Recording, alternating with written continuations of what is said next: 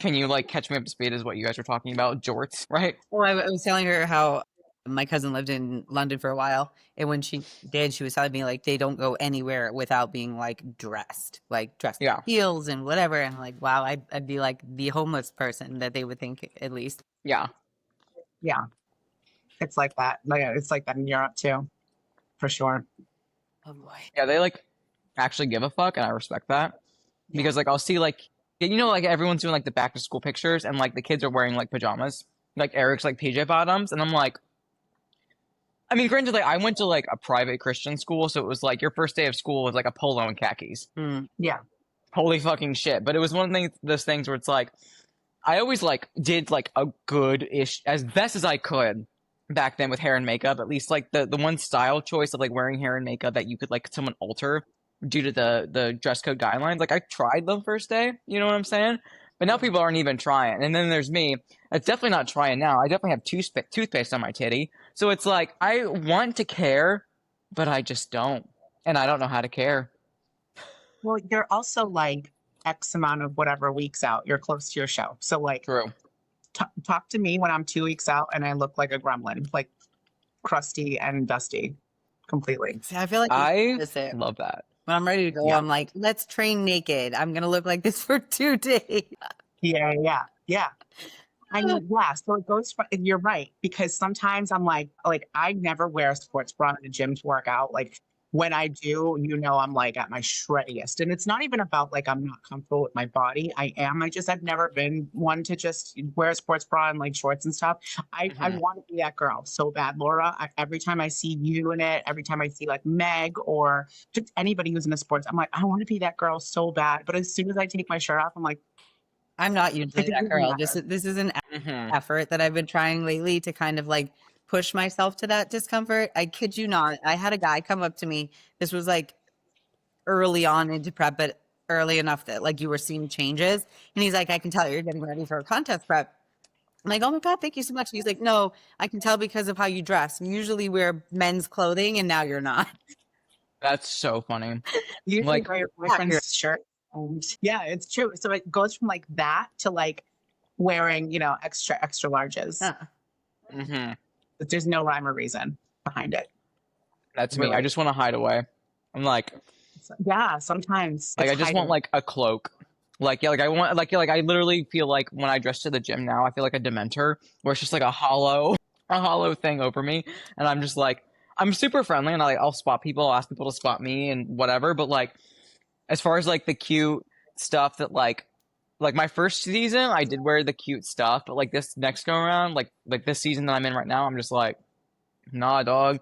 Like one, I'm not spending the goddamn money because now I'm an enhanced athlete, and like if you're doing it properly, the drugs are expensive, but so are the health supplements and the labs and the HRT and all of that fucking stuff. So just like a shift in priorities, but like even then when like I start to add on like actual healthy body fat that I cannot wait to add healthy body fat. I will start to wear like cuter clothes that like actually will stay up versus just go boof, right? Because like we're at the boof stage. Yeah. And I have like my don't wear because you're too lean leggings because it looks Mhm. like hollow and like I feel like a 12-year-old boy. Yes. And then like those leggings are good when I'm like putting on X amount of weight, and then it gets a little rough in the off season to even like put them on. Like they're just like, yeah, it's taking a chance in the gym. So yeah, it's like 3 different like eras of clothes, and then like your body changes, or your body recomps, so then you have to start all fucking over. It's like it's rough out here in the streets of bodybuilding with clothes. I think that's a Mhm. good like example though, and kind of something how we were discussing to talk about today is just Mhm. the different seasons of life with bodybuilding. And something that personally, and I'm sure both of you can relate to this, that had taken me a very long time to be okay with is the fact that, it's going to be a constant change. Not many seasons are long. Like, granted, an off season can be extended, but like in the grand scheme of your life, like a year, even in a surplus, isn't that long of a time. To try to keep a more neutral mental connection to that is like, okay, well, right now this purpose is because the next time I'm getting on stage, I want more muscle and I wanted more shape and I want this to be this. And you know, I think initially at first, removing that like bodybuilding is not a getting skinny competition and doing the proper things to actually change is really hard, especially if you're someone like Ash or myself that did come from like a disordered background with food and body dysmorphia and all of that. And when someone asks me, hey, how long have you been bodybuilding? I give them two answers because technically I've been competing for 10 years, but realistically, for the amount of time I've actually been like improving in off seasons and things like that, it's maybe 3 years, if that. So that makes such a difference. It really Yeah. does. And like, I know there are some people that are like, always struggle with the idea of like bulking and off season. And it's like, to me, they're all the same fucking words. But what are you doing within those like intentional gaining phases, right? Because like, if you literally can't gain body fat mentally, this sport is not for you. It's not, right? Like your body is going to put on body fat when you are reversing and when you are putting on muscle in a off season setting with the intention to grow. Like that's just, it is part of the trade that you make, right? Like as much as we would love to be like tissue selective, like we can't. And especially as females, like whether you are natural, whether you are enhanced, or like, dude, especially if you're on like a fucking like birth control, like an IUD, and your hormones are like, hormones aren't bad. And it's like, if you don't have enough of them, like it's going to be really hard to grow muscle. And yeah, you are going to put on just body fat because like your body doesn't have the resources to do it properly. So it's one of those things where it's like, you also have to like understand what you are doing and not compare yourself. Because if I compare myself to Laura or fucking mass monster Julia over there, yeah, fuck me. Like, I'm screwed. But it's like, it doesn't do me any good to compare my physique and my journey to theirs because, one, it definitely invalidates their journey and the hard work that they've put in and their struggles and their triumphs. It also invalidates mine, right? And like Laura mentioned, since we did come from that eating disorder background, it's like, dude, I'm so happy that like I ate a grape today and I didn't think about it. But once upon a time, grapes were like, fuck no, too much sugar. Holy hell, I'm gonna get fat. Dude, I want more grapes. Like, that's such a huge win for me. And I feel like some people are so focused on their body, which I get it, it's bodybuilding.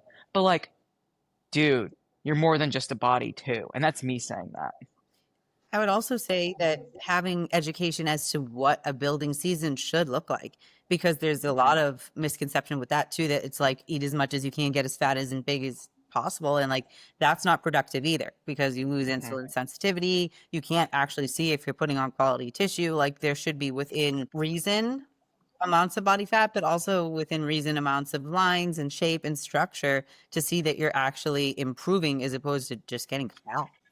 Yeah. Yeah. Julia, I'm looking at your hair and I think it's really pretty. But like, I also understand your point of view of like making it you look older, but I think it's pretty. Yeah, it was a little too mature. I think it looks good on like the super, super young girls, I think, in my opinion. So sorry, did I distract us there? But I just saw that and I was like, oh, I think she's really pretty. But I just think you're pretty in general. Like Laura showed me last week her picture from 3 years ago before she got her surgery. And I was like, girl, I bet you like fucking like turned heads at frat parties. And she was like, that was 3 years ago. And I was like, Laura's super hot. dude, Laura is like a snack. Like she really is a fucking mommy. And like, I'm saying that. Yeah. Cute. I know. I remember the first time I went to like, or like digressing, but like when I did your the photo shoot, I was like, of course I've seen you online, like duh. But the first time seeing you, I was like, oh, okay. You're like, wow, you are really this tall. Yeah. I mean, so am I, but like I'm like this much taller than you, so it feels like this much. Yeah, in class A. Welcome to class A. But yeah. That's really funny. I feel like Laura is one of those like compact refrigerators that are like in the college dorms that like you smack full. And like Julia, you're like the full size one from Lowe's that has like the freezer that you pull out, like the water temperature that'll like, you know, like tell you like what time of day it is in Japan. And then I'm over here. And then I'm just over here, like I'm just like the old fashioned ice box that you have to get ice delivered and like pray to God it doesn't melt before like Sunday dinner. Those are old reliables, though. Those are old reliables. They never break, those refrigerators. I have one downstairs. Do they have snacks and soda in them? They used to until I don't have any self-control. And I try not to keep them in my house like that. But yeah, I we told like you guys I got locks, right?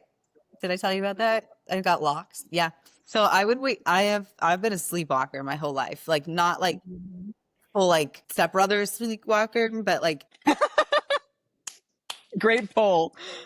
not fully conscious and would like do things like eat something in the middle of the night and wake up and like see like crumbs or leftover and be like, what the fuck? Like why? And I yeah, was it's a doing real it a thing. lot, like the first couple of weeks coming out of prep, and I was getting so frustrated because I was like, okay, I wasn't really gaining weight, but like it just didn't feel good about it.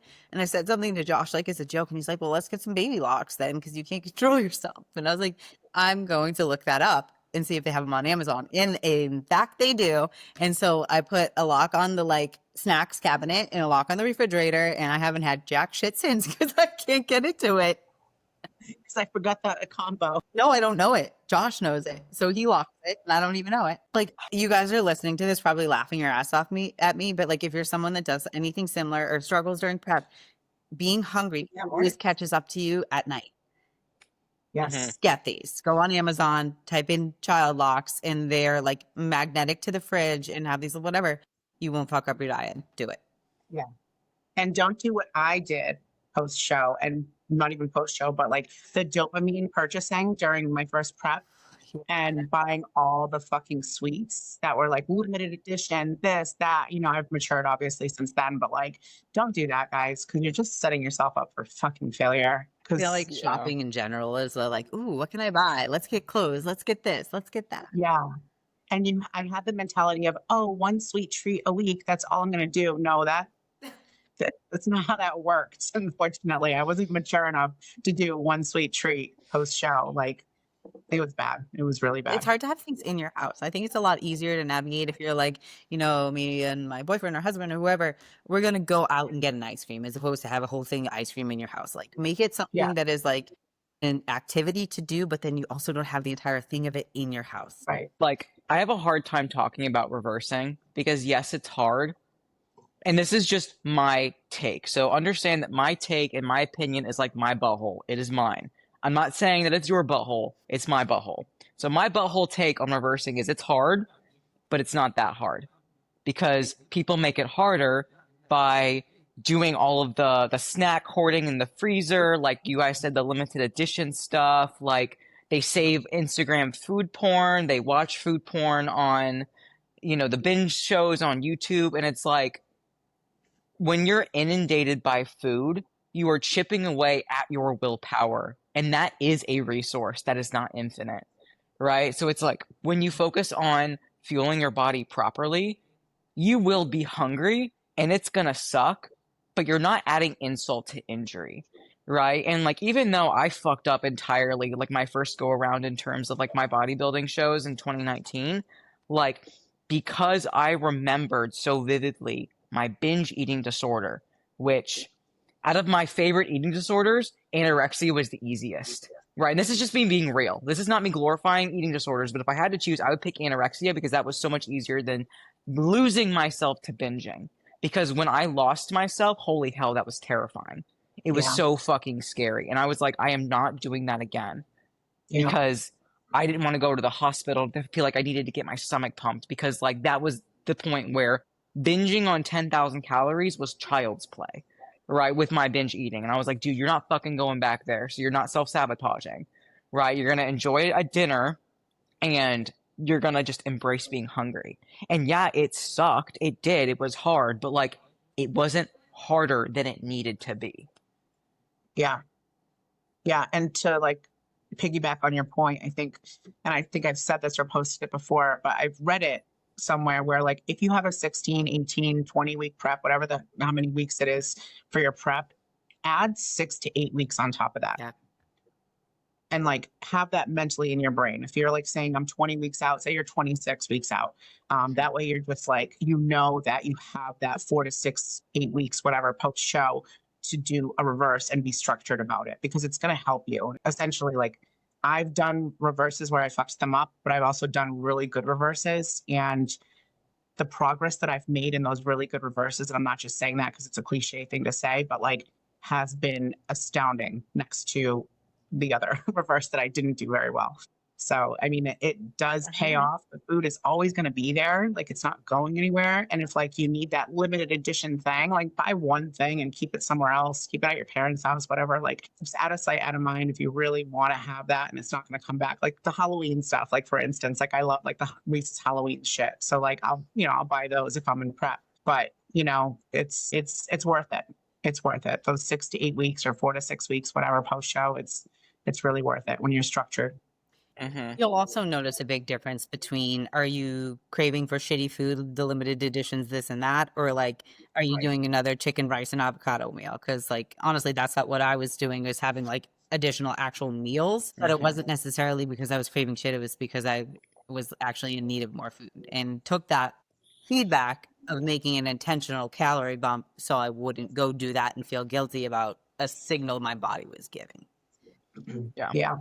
If I wanted to fuck up my reverse, these are some things that I would do. So again, if I wanted to fuck up my reverse, the thing that I have done was get an elective surgery.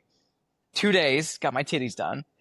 And although I nailed the food and whatever, and I didn't get like fat, like I still didn't capitalize on the growth that I could have achieved because I was fucking bedbound for 12 fucking weeks. But it's like I would get a elective surgery.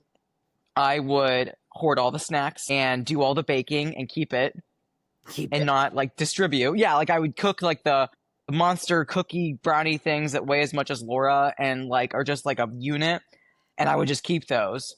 I'd schedule a vacation where I couldn't train. Let's see, vacation, elective surgery, food snackies. What other things would you ladies do if you wanted to like fuck it up? Ghost your coach. Oh yeah, that's a good one. Your coach completely right after the show. Just be like, I don't need this anymore. Yeah. Number one. That's a good one. Mhm. That's a good one. What about you, Laura? I'm trying to think. I was trying to think. You hit a lot of them. Honestly, I don't think the vacation one is that bad, and that's probably a like. Laura, you've been doing this for 10 years. I was just supposed to say that's probably a conflicting one per the person. Yeah. And also depending on where you're going. Like you said, you didn't have access to a gym. If you did, I think it'd be a little bit different, or like Airbnb style where you're staying. Like make some unreasonable purchases, like expense wise. I feel like that'll be another thing people do. Just like buy a watch and a car. Now, I was just supposed to, I've had 2 clients now immediately after a show go buy a brand new car. How are they able to? Who fucking knows? But then they can't afford coaching, so they ghosted their coach, is what you're talking about. yeah. The number one thing you shouldn't do. Is ghost your coach. Laura, tell me how you feel about that. Tell me how you feel about that new Jeep.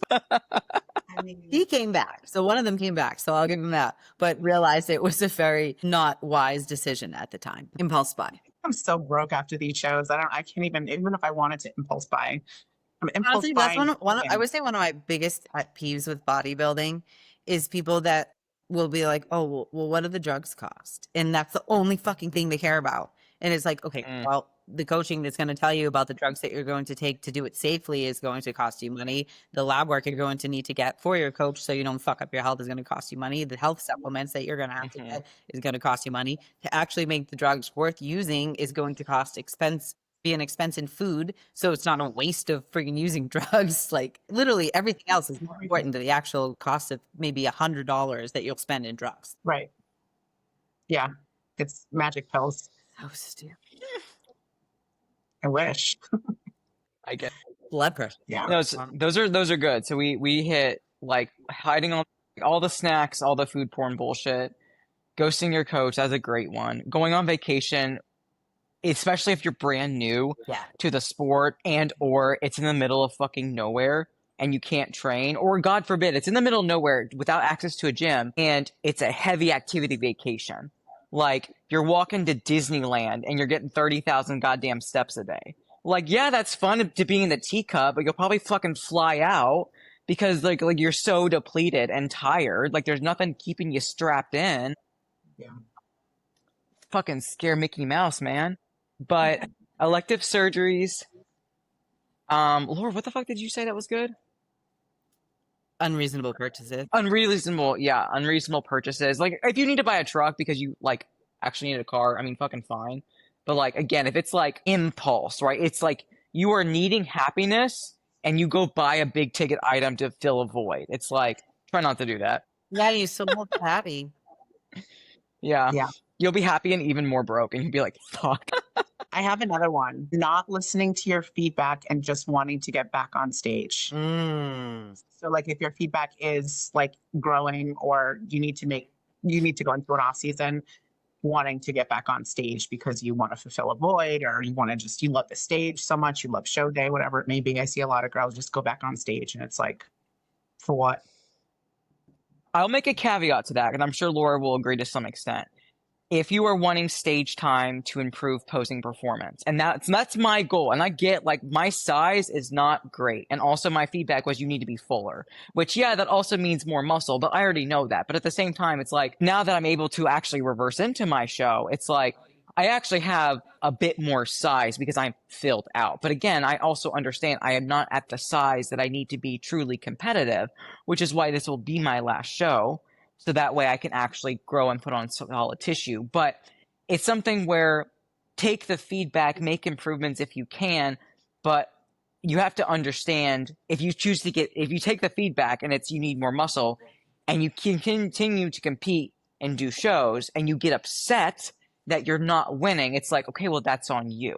But if you go into the shows with maybe a different intention, like me, that is like a jitterbug on stage because I'm fucking terrified and I don't like wearing a bikini and attention on me, it's like, well, the only way to get over that fear is through exposure, right? It's also so it's like like in the same season though too. It's not like you're like, oh, okay, I did one show. It's summer. true, Come January 1st, I'm getting right back on. That's 100%. Yeah, I probably should have said season more so than show because like I've done multiple shows in a season because I've already had them chosen or whatever or wanted to do them. But like when they're like, you need to like buckle up and go into an off season, that type of feedback, you know what I mean? I've had 2 athletes that competed this past spring, summer season, whatever, that both of them had said to me, I think by like November or so, I want to start prep again. And I'm like, why? Because there's realistically no way you can improve to the extent you need to be competitive in that time. Yeah. So, unless you're just competing because you enjoy it and don't give a shit where you land or, making those changes, which is not ideal, but I get also some people don't really care. There are definitely people out there that like to compete just because they like it and they don't really care about changing, but that's not the norm. And I wouldn't advise that. It's too expensive for that. It's so expensive right now to do. If that's how you feel. Yeah. It's so expensive that you almost want to like make it like worth it the next time that you show up in your next season, instead of just looking the same or sometimes worse. Here's a good one that I don't think a lot of people take into consideration, and like fuck the topic because I like what we're rolling with here, but it does kind of tie into what we were originally going to discuss about like having to just fucking go full throttle. It's like, listen, I get you want to optimize the post-show rebound and reverse and do it properly because it's not that it's magical, but it is very beneficial for your health and your longevity in the sport and yes, your muscle growth and a better body composition. But during that full throttle mentality, don't forget to rekindle all the other things that you had to put on the back burner because of prep. Relationships, friendships, family, other hobbies, right? It's like, I understand if you are someone that really likes to bake and cook, and you can, do some things and again, give it away, which is what I do. But like, actually do it not because you're food focused, but because you want to enjoy it, right? You want to be immersed in that hobby and kind of like lose track of time. And it does take a while to feel like yourself again, but don't continue to be a hermit because you're so do or die bodybuilding, because eventually bodybuilding will die with that mindset, right? Because you will burn the fuck out. So it's like, if I wanted to fuck up my reverse, I would continue to be a hermit and not socialize and expand my net. And like, yeah. You don't realize too, like how much that actually impacts you. I am somebody that, I go to work home. That's really all I do because I have basically 2 full-time jobs. And I found myself like, I think this was last Saturday, saying to Josh, like, can we just go somewhere tonight? I don't care what we do or where we go. I just need to be like out and about and feel social because I have nothing else that really requires that in my life to just feel normal for a minute. And he's like, yeah, sure, let's go. But like, you don't realize how much you need that. Yeah. And I bet it's hard to like separate that too, because essentially your job is intertwined with bodybuilding. So like my job has nothing to do with bodybuilding. So like it's not my outlet by any means. It's mental health, but it's a nice separation where like as you're still in the gym, you're still at Ultra Flex, you're still, you see other bodybuilders. It's hard to shut that off. What Derek and I do every Sunday, and I did this during prep too, like kind of on my own. I don't do anything bodybuilding related. I either hike for my steps, I'll kayak or do something like that. I'll take a walk or I won't, whatever. It'll be my designated rest day. Unless it doesn't fall that way, then I kind of shift things around. But usually my designated day was Sunday. Like with my clients, I never did check-ins. I never did posing sessions, like nothing bodybuilding related, no YouTube, nothing. And not that I don't love bodybuilding, I love it, but like it was such a nice cleanse, I guess, of all of that. Like I'd stay off social media. I wouldn't even like, or maybe if I wanted to, I would look, but like nothing like crazy bodybuilding. Yeah, it was. I like that mentality because what you were doing, and I feel like this should be maybe talked about or at least like announced, where it's like you can love and respect bodybuilding and hold space for it, and you don't need to be obsessed with it, because then an obsession is more like a dependency. Kind of like, it's like, being an alcoholic. It's like if you have to be a fucking bodybuilder or else you have nothing, like that's more of a life support dependency. And it's like, I did that for a really long time and I burnt the fuck out and I hated it. And it had nothing to do with bodybuilding, because you like, even though like it was no like exposure in terms of maybe training or whatever, like you still ate your meals. Like you didn't eat you didn't like close up shop. It's like the emphasis and focus was elsewhere, but you were still a bodybuilder that day, because like you don't stop being a bodybuilder unless like you decide to stop doing what bodybuilders do, right? And I think that's really important, is like you love and respect the sport by focusing on your attention elsewhere for that one specific day, so that you remind yourself that you're a person within the sport, not the sport itself. You're going to have periods of your life, even if you're not quitting bodybuilding, that like you need to step back from it just to common health things. You need to take time off for an injury, whatever the case may be. And like not being able to do that is really taxing emotionally. And, I can say that from my experience when I was having all those like gut issues and stuff, I needed to be able to pull back.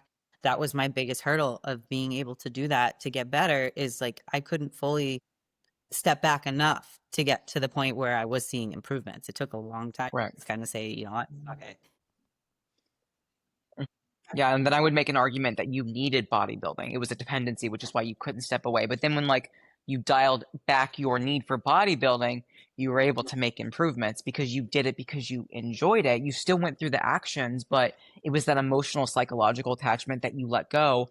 And that was just stress, right? Like how many times do we talk to our clients and athletes about this, where it's like, it's the stress that causes everything else to get fucked up, right? So even if you can't control your environment, because you're not meant to control every goddamn thing in your life, you can only control your response to it and what you think about it. That is the magic, right? The magic is letting go and focusing on what truly matters. And you were able to do that when you were like, oh, my health matters over my dependency of how I view bodybuilding. And then what happened is you became a better bodybuilder, and more importantly, you became a better person. It's crazy how much stress just literally impacts everything. And every once in a while, you get like a nice reminder of it. I threw my back out really bad yesterday.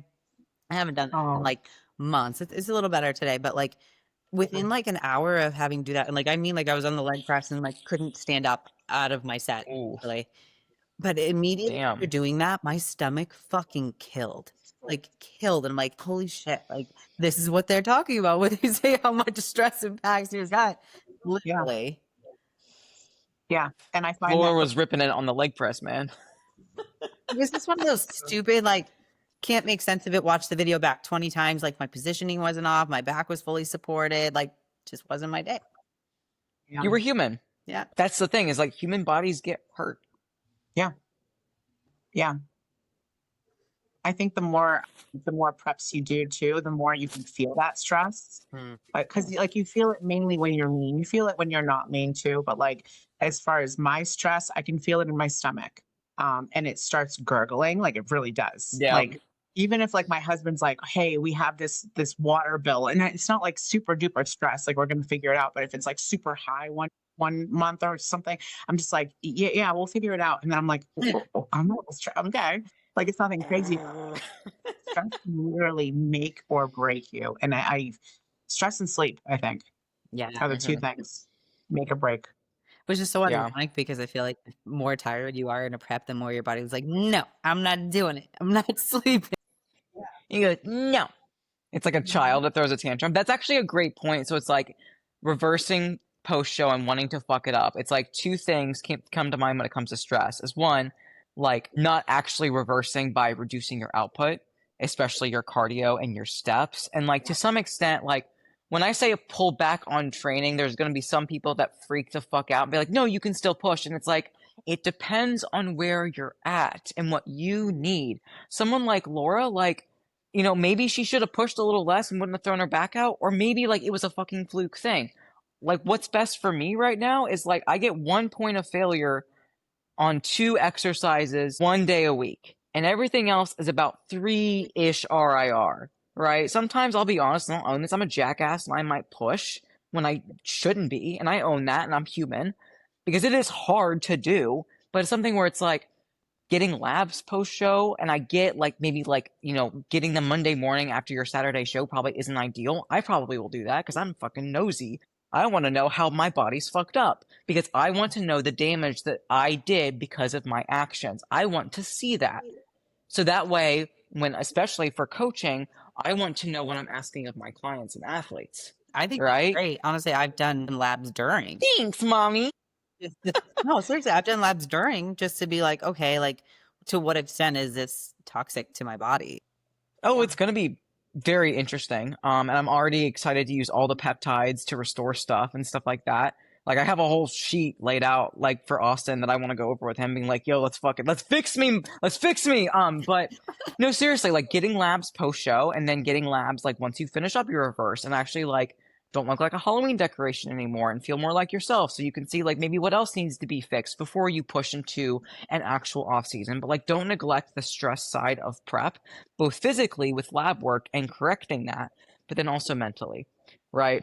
Get like therapy is being talked about a lot more. And I know I'm a big advocate for it, but like if you are someone that has a lot to carry mentally, whether it's just your life right now, childhood trauma, whatever, like if you are in the sport of bodybuilding, you're fucking crazy. And that's great. We're all crazy. But if you're really struggling, don't hide it here. Like, ask someone for help and be okay with receiving that and struggling, but don't struggle silently, right? Because that's not something that I really want for anyone, quite frankly, because like suffering silently is so scary. And that's usually how we end up losing people too, you know? For sure. I think Sorry, that that's went super dark. No, that's okay. But I think that to your point, I think that's why you need something. You need an outlet outside of bodybuilding. There's a lot of people that I personally know that have made bodybuilding, unfortunately, their entire identity. And, you know, they've reacted post show very, you know, it's just sad to see because they don't have anything else. So when the curtains close and the lights dim, and they don't have a show date in mind. It's like, now what do I do? You know, like I had all this and now I don't. And you know, the lead lovers, they leave you. So like, which is fine, like who cares? But like some people really, they thrive off of that. It's like a dopamine rush to have that external validation when you're lean and everybody's, you know, clicking on your profile and all that bullshit. But like, you need to have that outlet, whether it's painting or hiking or going for a walk or, you know, reinvesting in your loved ones. That's a big one. It's leaning on them. You know, it's so important post show to like, I don't want to say prevent that type of depression because sometimes it is what it is. And there's other factors involved, but to help with that. Yeah, for me, it's not a prevention because in my opinion, at least with like how I view things, it's like almost hard to prevent that because psychologically, like it is such a high on show day. Whether you like show day or show day is kind of scary for you, and I'm in that camp. Like you come after it Sunday, Monday, Tuesday, it is unnerving how out and displaced you feel from yourself. Yeah. And maybe it's females, but I'm sure guys experience it too. And I'm sure guys experience it worse because their drug load's likely a fuck ton higher and they're using a lot more stuff and all of this thing. So it's like, I'm sure guys struggle even harder. Not that it's a competition, but I'm sure they struggle. And I don't hear any man talking about it. And that makes me really sad because, Yeah. again, I know how I feel and that fucking sucks. And I would hate for someone else, especially a guy that feels like he can't talk about it, keep it within side because Yeah. like that shit is so toxic. And I know that's like meh, but like it is so toxic and it is so hard to process, especially if you're by yourself. Yeah. And it's real for men. I would say even if you're not someone that's like obsessed with staying super lean, it can still have that same like now what feeling just because you've had such structure and now have to kind of figure out a happy medium and that transition is kind of scary for anybody. Yeah, I agree. So we talked about what we would want to do if we wanted to fuck up our reverse, but I would like to do something, and I know this is going to probably be out of left field, but it does tie into reversing, but I would like us to talk about what we love about gaining healthy body fat, because I know everyone struggles with that, guy or girl, and it gets demonized because it's body fat and body fat's bad. But I mean, like, I'm not talking about blowing your reverse and looking like a whale 4 weeks post show. I mean, like, healthy levels of body fat where you feel like Laura or you feel like Julia or I feel like Ash again. So I love being a little more curvy. I feel sexier in my clothes. I feel sexier to my husband. I feel just more feminine in general. Yeah, not that like I said, I've been sloppy before and I don't like that feeling. That feeling is terrible. But like a more curvier, softer physique, I really truly love. I feel comfortable in and I feel my best self in. That's Because good. sometimes it just gets a little too lean and it's like, Hurts to sit. yeah. Yeah. Even if you have When a lot we of were- muscle, it still fucking hurts. So when we were sitting, I don't know, Ash, if Laura told you, but we had to wait hours for our tanning appointment Oh. for Universe. It's like PTSD. I don't even want to talk about it. Never But we again. were sitting on this like floor, right? This like Ceramic tile. or whatever tile, yeah.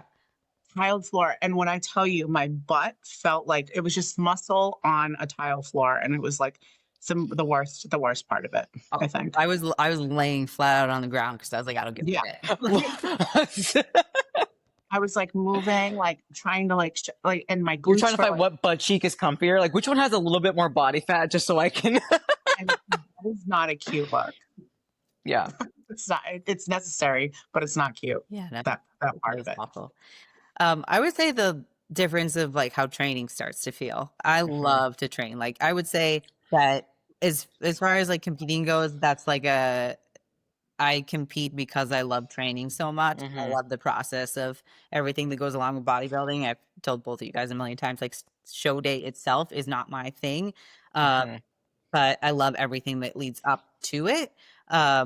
But you definitely notice, you know, the more you're dieting, the leaner you're getting, the less your energy is. Like, granted, yes, we want to push as hard as we can to maintain muscle, but there's a point where like it just doesn't fucking matter. It doesn't matter what you're on, doesn't matter how hard you're trying, you can't stay at that same level. Not even just for strength, but also like injury too. Like you don't realize that just like having that little additional like fat through your midsection or whatever to like brace and keep you safe from injury makes a big difference as well. So I love those two. So feeling more feminine and curvier, training harder. I agree with both of those, and I love both of those. One of my favorite things that I miss, and granted, like this is very personal, and I know some people might be like uncomfortable, but this is me being honest and real. I miss having honest to God like sexual connection with my husband because that is not something you get in prep, right? Especially when you're enhanced, you're blocking things, you're enhancing things, like things just don't fucking work. And it's just, you just don't want it. And even if you're natural, you don't want it, right? It's a chore, even if you can like rise to the occasion, male or female, you know what I'm saying? But like, you miss out on like that genuine intimacy because you literally just you can't, or at least I can't. You know what I'm saying? Like it's something where it's just like that drive, that motivation, the feeling, that's like all of that is just like so I miss that, and that is what I'm excited for because it's something where that helps with my hormonal state. Right? It helps my body to feel safe, so therefore the drive comes back and the willingness comes back and the enjoyment comes back too. And that's something where it's like that's something I think like some females that are so focused on being lean, they don't understand that like, yeah, your glute fat, your saddlebags, like those are your happy bags. The happy bags keep you healthy, happy hormones. They make you have healthy, happy orgasms. Like it's okay. Like it's not a big deal. So that's what I'm excited for. Yeah. Do you guys do date night as soon as like you get into off season? Like, do you guys both have designated date nights? So the way that so since I've upgraded to Riverside now and it saves him 4 hours on editing my podcasts, Eric's a real one. And I did buy it for him, by the way. So it's like not only is this a better quality podcast recording, but like it also saves Eric a lot of time. He's not able to go to the gym 4 days a week, which I'm really happy for. But we do have twice a week, where one is a weekday and one is a weekend, where it's like an intentional date of no phones and stuff like that. Which, like, yes, is nice. Don't get me wrong. It's nice to do things out of the house, kind of like Laura said. But like, I also miss that like sexual intimacy because like that's just not a reality right now. Like it's just ain't happening, kids. It's normal. Yeah, it is. No, like absolutely, and it's something where it's like.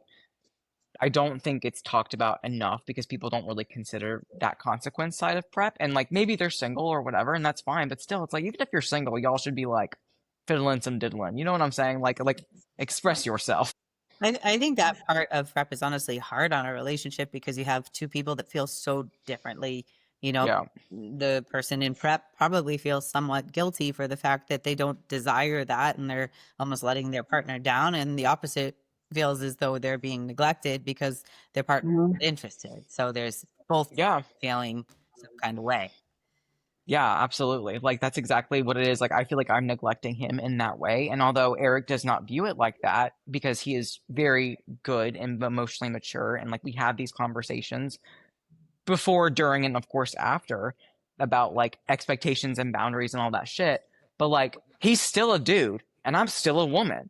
Like, you know, we want to like do this stuff. And like, I feel bad, especially because he's on that natty daddy juice now. So like, of course he's feeling a lot better.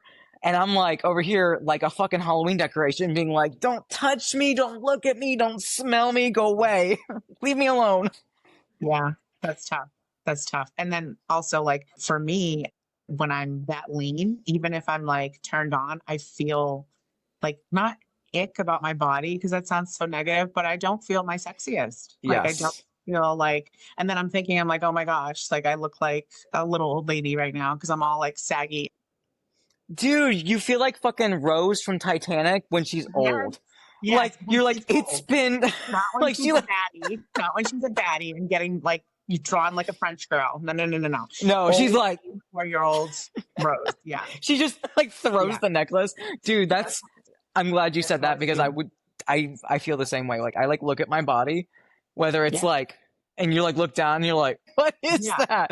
Like I don't want to see that. Like I know like the lower body fat is usually where women feel insecure, and it's like when I'm how I am right now, like bitch, I miss that body fat, that little belly fat because like that makes me healthy, happy, and sexy. I miss the saddlebags. I miss the ass jiggle. Like one of my off season goals is to learn how to twerk. Like, I'm not even fucking kidding. Bad. You know what? Another one for this that I feel like I really look forward to, or now realize I look forward to, is not feeling so short-tempered about everything. Like, there would be a point that, like, the dog's fucking panting, and I would be like, what are you doing? You're like, shut the fuck up! Yeah. The dog's just over there like... Dude, now you wonder why Bunny has diarrhea around the house. Like, she can't be a dog. You know what I mean, though? Like, the dumbest shit just, like, sets you off. Yeah. I hate feeling like that. But you all, at the same time, you can't control it because, like, for me, especially when I'm really lean, my anxiety gets really bad. So, like, literally anything is like... Me too. Dude. Yeah. So what I'll do is if I have to go to Walmart or like wherever, go grocery shopping, I'll put my earbuds in because I can't handle it. Like I'm overstimulated as is. I don't want to be there. I feel like Rose from the Titanic with my little cart. Like, Mhm. The no. gym, I think the gym is a really hard one for that. I mean, you guys might not experience it as much as I do because I work out at the gym that I work Right. at, but like you just want to get through your workout when you feel like death when you're at that point. Yeah. Trying to talk to you, it's like, can you not see I'm dying? Because I'm dying. Can you not see that? Yeah. Yeah. Yeah. I try Yep. to like more. That's why I don't like wear the sports bras in the gym because I'll attract more people to ask me, hey, what are you doing? Hey, you look good. Hey. I'm like, just want to be a I had gremlin. one day toward the end of prep that one of Josh's clients came up to me as I'm like on the arc trainer fucking buzzing away, trying to have a full on conversation. And I will never forget this. And I was like, can we do this later? Laura pops a gasket. Literally. Dude, that's so relatable. One of mine, this is really bad. Like usually once a week we try to call my in-laws because, I think that's important to have Mhm. in-laws in your life because my in-laws are fucking amazing. But the thing is like my father-in-law gets me because it's not that he treats me like a son, but like I'm very much more of a like that tomboy. And so it's like I can shoot the shit with Phil. But Barb, I mean, she's the sweetest. Like when I say that she's the sweetest person on this earth, I literally mean that. But she's one of those people that like she doesn't have she doesn't have the best sense of humor because like she's just so sweet. Where it's like if she tries to be funny, it's like it's so personal where you're like, that hurt. But she is very feminine and her voice is very high pitched. And I was on this one call and I was feeling like dog shit. And when we got off the call, I was like, she needs to shut the fuck up. She is so annoying. And Eric just looks at me and I was like, dude, her voice.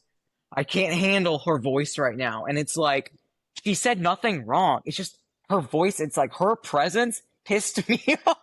I was like, shut up. Yeah. Talk like a man. Yeah. It's relieving when you don't feel that way in off season Yeah. anymore. For sure. For sure. It's a nice feeling. Absolutely. I feel like the one that we haven't touched on yet, which is probably be good to end on before we do our funny, silly questions, is just like a little bit more food flexibility and not being so food focused, right? Especially like when like your actual hormones start to regulate due to said body fat.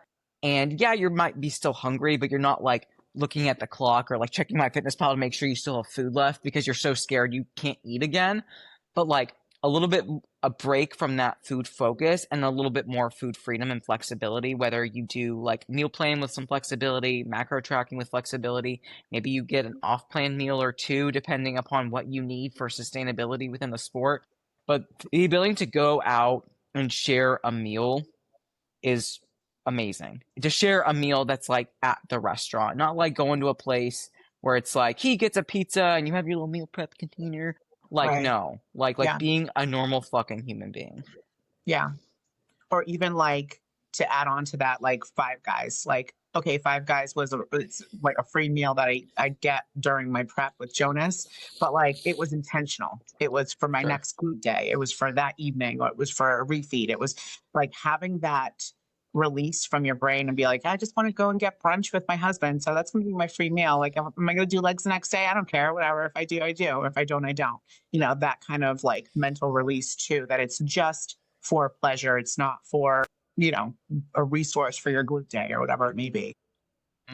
I love that. There's like enjoying a free meal and Mhm. letting it be free, not Yeah. with the intention of, oh, I got to work this off later or Right. tomorrow. Like enjoying a meal and being fully immersed and present without having like the mentality of the secondary benefits. Because even if like you're like, like in Julia's case, like even if she trained 2 days later, that meal would still have that benefit for that leg Mhm. day because food is beneficial. And even more so, the mental flexibility and release of, being with Derek and enjoying that meal, enjoying, the idea of just being, right? Like that is such a gift, and especially off season, is like being able to be still because you actually, like to Laura's point, the anxiety is a little bit better. Like in prep, especially when you Oh, it's get a lot itty better. bitty. Oh yeah. it gets so bad. So like the anxiety goes way down because your body isn't so fucking stressed and scared because Yeah. it's like, oh, I actually have a little bit of body fat. Like I'm actually not starving. Like, Yeah. oh, things are okay now. So therefore, the alarms stop going off. The short temperedness goes down. The sex drive comes back. The food focus quiets. It's like your body starts to literally heal. And that's when you do things properly. Right. So I feel like this was a really good like podcast of like things we would do to intentionally fuck up, which hopefully you don't do or try not to do as best as you can. And then when you do nail the reverse and you do gain, yes, muscle tissue, but that healthy body fat that your body craves, it's like you become yourself again. And like that is like the true benefit of doing a reverse right is being yourself again and being good to yourself by doing things properly. Yeah. All right, ladies, I got a jet just to get back to work, but this is awesome. Excited to have Julia with us this week and next. Yes. We miss you. We love you. Yes. All right, ladies, until next week. Bye.